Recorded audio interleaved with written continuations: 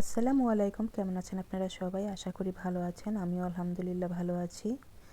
আজকে আমি আপনাদের সাথে শেয়ার করব গরুর জিহ্বা কীভাবে পরিষ্কার করতে হয় তাই। তো অনেকেই জিহ্বা খেতে খুবই পছন্দ করেন, কিন্তু ঝামেলা মনে করেন জিহ্বা পরিষ্কার করাটা। তো এখানে আমি দেখতে পাচ্ছেন জিহ্বাটা নিয়ে নিয়েছি আর ধুয়ে পরিষ্কার করে নিয়েছি। এখন আমি গরম পানি দিয়েছি চুলায়, আর গরম পানি একটু গরম হলে তারপর জিহ্বাটা দিয়ে দিব। আর এটা যতক্ষণ নাকি ফুটতে না থাকে ততক্ষণ পর্যন্ত আমি অপেক্ষা করব। এটাকে ভালো করে ফুটিয়ে নেব পানিটাকে, আর সাথে সাথে জিহ্বাটাও মানে সিদ্ধ হয়ে যাবে কিছুটা।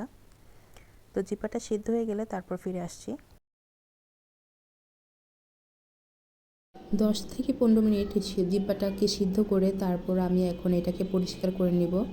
তো আমি শুধু জিহ্বাটা সিদ্ধ করে তারপর হচ্ছে গরম পানি থেকে তুলে নিয়েছি। একদম গরম গরম কিন্তু এটাকে পরিষ্কার করতে হবে। যেদিন কিনা বাজার থেকে জিহ্বা নিয়ে আসবেন বা কোরবানিতে যেদিন কোরবানি হবে সেদিনই কিন্তু জিহ্বাটা এভাবে পরিষ্কার করতে হবে। আর নয়তো কিন্তু ফ্রিজে রেখে তারপর যদি আবার বের করে আমরা পরিষ্কার করতে চাই তাহলে কিন্তু অনেক কষ্ট হয়।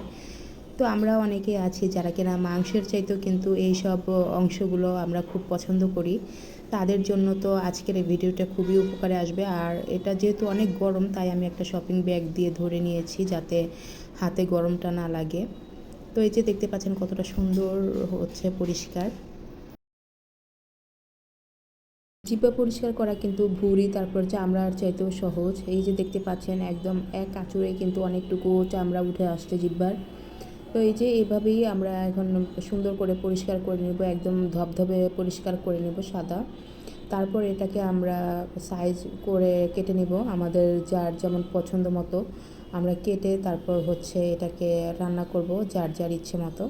তো এই যে দেখতেই পাচ্ছেন আমার কত ইজিভাবে আমি পরিষ্কার করে নিয়েছি। আমি পরিষ্কার করে নিচ্ছি, কিন্তু আমি জিহ্বা কিন্তু পছন্দ করি না, আমি জিহ্বা খাইও না। আমার ফ্যামিলি মেম্বাররা খায় তাই আমি ওদের জন্যই পরিষ্কার করে নিয়েছি।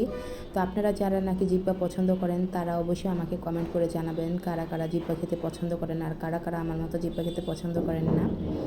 তো এই তো দেখতে পাচ্ছেন আমার প্রায় পরিষ্কার হয়ে গিয়েছে। এখন আমি এটাকে আরেকটু আঁচড়ে নিয়ে তারপর হচ্ছে যেগুলো নাকি থাকবে সেগুলোকে বটি দিয়ে পরিষ্কার করে নেব, কারণ সবটা সম্পূর্ণটা কিন্তু ছুরি দিয়ে আসলে সম্ভব না। বটি দিয়ে করলে খুবই মানে হবে, পরিষ্কার হবে ভালোভাবে। তো এই যে এখন আমি এটাকে নিয়ে নিব, যতটুকু হয়েছে হয়েছে আর বাকিটা আমি বটি দিয়ে করে নিব। এই তো আমার পরিষ্কার হয়ে গিয়েছে আর আমি এটাকে সাইজ করে কেটেও নিয়েছি। এই যে দেখতে পাচ্ছেন 1 ইঞ্চি 1 ইঞ্চি করে কেটে নিয়েছি। তো এখন এটাকে ভালো করে ধুয়ে তারপর হচ্ছে আমি রান্না করে নেব। তো আজকের এই ভিডিওটি আপনাদের কেমন লেগেছে অবশ্যই কমেন্ট করে জানাবেন।